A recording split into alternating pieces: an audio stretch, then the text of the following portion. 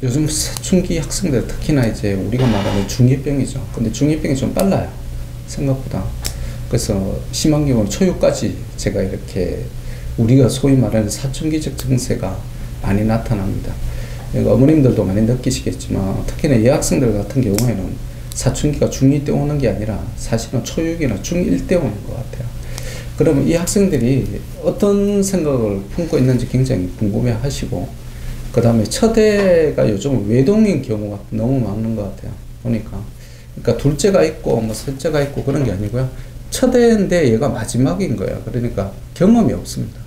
얘가 첫애를 키워보니까 얘가 이렇게 뭐 반응을 하더라. 그 다음에 이런 성향을 갖고 있으니까 내가 이렇게 달리니까 학생들이 좀 이런 문제가 해결이 되더라. 이런 거에 대한 경험치가 없기 때문에 굉장히 당황하시는 것들 같아요. 컨설팅 오는 어머님, 아버님들은 다 그런 쪽에 이제 경험이 없는 분들이 많습니다. 그러니까 답답하시니까 컨설팅 오시는 거겠죠. 그래서 공부를 좀 더 잘했으면, 그리고 얘가 실제 머리가 그런 쪽으로 안 돌아가는 건지, 아니면 공부를 하기 싫은 건지, 하기 싫으면 왜 하기 싫은 건지, 그런 것들에 대해서 참 답답하게 생각하세요. 제가 보면 그 중에 하나가 환경적인 요소 중에서 부모님하고에 대한 트러블이 생각보다 좀 많은 편입니다. 사춘기 특색이라고 보셔야 돼요.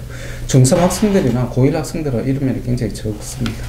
근데 이제 초육이나 중1, 중2까지는 이런 학생들이 부류가 있는데요. 어떤 거냐면, 엄마, 아빠를 이렇게 생각할 때 요즘 학생들이 굉장히 이제 자기 표현력이 강한데요. 예전에 우리 때는 엄마, 아빠 앞에서 뭐 그렇게 내가 엄마를 어떻게 생각해요? 뭐 이런 얘기 하기 참 힘들죠. 근데 컨설팅 올 때 엄마, 아빠 같이 오시게 되는데 그 엄마, 아빠 앞에서도 뭐 당당하게 얘기를 하는 경우가 많습니다. 어떻게 얘기를 하냐면, 내가 아빠를 혹시 아빠에 대해서 물어볼 때 아빠를 좋아하니? 그러면 대부분의 학생들은 좋아한다고 얘기는 해요. 특히 여학생들의 경우에는. 근데 이제 그러면 아빠를 존경하니? 라고 물어보면 학생들이 한 30% 정도는 바로 대답을 못 합니다. 무슨 소리냐면, 내가 아빠를 그냥 좋아하기는 하는 것 같은데 존경이라고 보는 생각이 좀 틀린 거죠. 그러니까 아빠를 존경한다는 얘기는 뭐냐, 아빠한테 본받을 점이 있고 아빠를 좀 우러러 볼 수 있는 그런 면이 있다는 얘기인데, 그걸 얼핏 생각해 보면 잘 안 떠오른다는 얘기예요. 그래서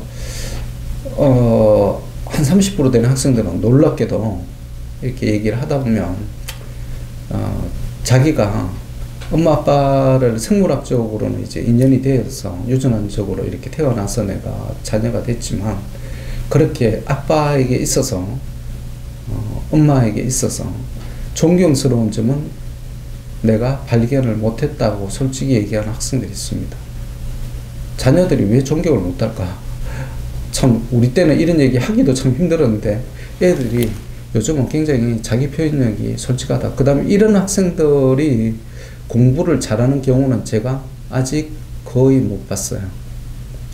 엄마 아빠를 존경하지 않는 학생 치고, 그 다음 엄마 아빠를 좋아하지 않는 학생 치고, 학습에 의욕을 느끼는 학생은 제가 한 번도 발견 못했다는 걸 말씀드리고 싶습니다.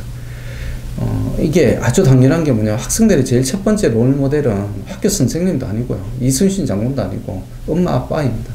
엄마 아빠에게서 뭔가가 본받고 싶은 욕구가 있어야 되거든요. 그런 게 하나도 없으면 학생들이 학습과 연계가 되지 않는다는 그런 경우를 제가 주위에서 많이 봤으니까, 어머님들도 그 다음 아버님들도 내가 우리 자녀들에게 내가 어떤 모습을 보여줘야 될까, 그러니까 참 모범적인 거죠. 그러니까 제가 부모의 역할이 너무 참 힘들다고 생각을 합니다. 근데 그런 걸 신경을 안 쓸 수가 없다라는 걸 제가 한번 말씀드리고 싶고요. 또 학생들이 그 부모님에게서 제일 본받고 싶다고 느끼는 게 뭐냐면, 특히나 아빠한테는 성실성이에요. 애들이 제일 감명 깊었다고 얘기하는데, 성실성이 뭐냐면 옆에서 보고 있으면 아빠가 너무 막 이렇게 몸이 힘들거나 그다음 감기 몸살 이런 걸로 인해서 굉장히 힘들어 하시는 걸 보거든요.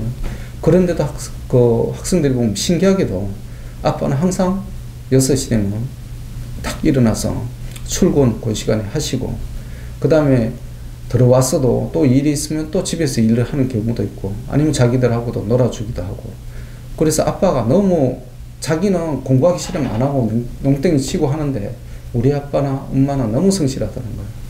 그 다음 엄마한테 이제 헌신적이라고 생각하는 학생들 비율이 높은데 왜 헌신적이냐면 엄마가 뭐 학원비를 잘 줘서 그렇다 이런 거 아니고요. 자기가 필요한 거, 예를 들면 음식이나 좀 자기가 필요한 학습 도구나 이런 것들을 내가 이렇게 막 하기 이전에 엄마들이 항상 자기 입장에서 생각을 먼저 해준다는 것이죠. 그래서 엄마의 삶이라기보다는 나를 위한 삶이다라는 걸 우리는 걔들은 참 못 느낄 것 같은데 걔들도 생각보다 잘 느낄 수 있다. 잘 느낀다는 거죠. 그 다음에 이제 교육특구라고 하는 강남이나 목동에서 제가 이제 올해 이런 쪽에 학원에서 근무를 하게 됐는데요.